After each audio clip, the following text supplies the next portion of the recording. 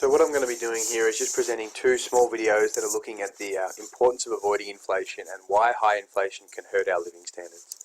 So the first video will be all about how inflation can impact upon households and why it's bad for consumers and citizens.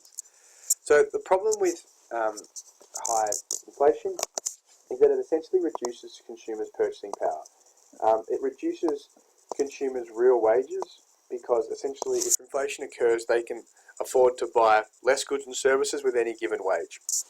And this particularly hurts fixed income earners because fixed income earners find it the hardest to increase their wages in line with inflation.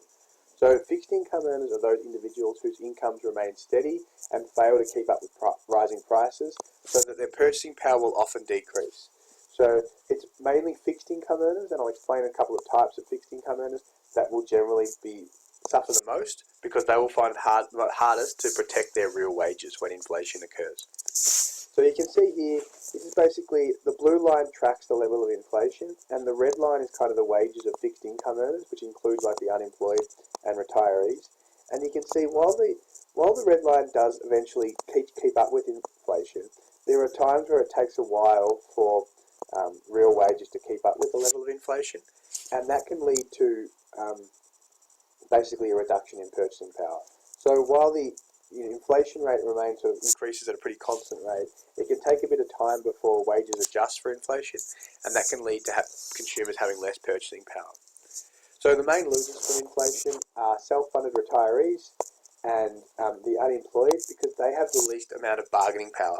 So when inflation occurs, highly skilled workers have the power to increase their wages because they have bargaining power, and if they refuse to do a certain task, then essentially people are going to care. So if an ambulance officer strikes and they say that they don't want to work, then that's going to have a big impact on society, and therefore they're more likely to be able to raise their wage.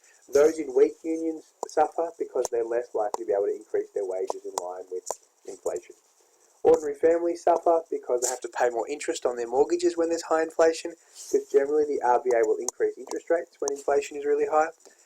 And exporters also suffer because our prices have increased, and that reduces their competitiveness.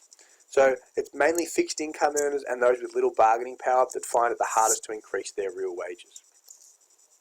Even if we are able to increase our wages in line with inflation, so let's say inflation increases by 10%, and therefore nominal wages were to increase by 10%, people are still going to have lower real disposable income because they get pushed into higher tax brackets.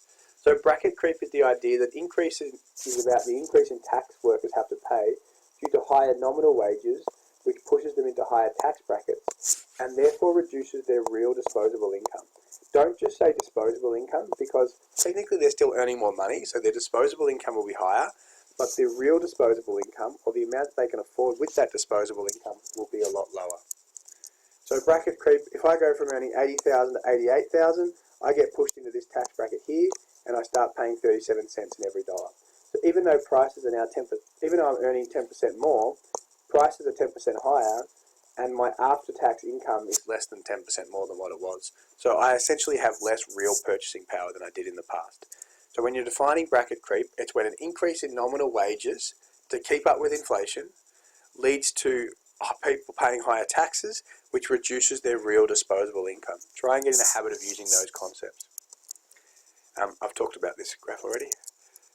Next video, we're going to talk about inflation and business profitability. It's also worth remembering that consumer confidence can also be reduced when there's high inflation, and that's because consumers are more pessimistic about their future earning potential, because there's a lot more unemployment when there's high inflation, because a lot of businesses become less competitive and are less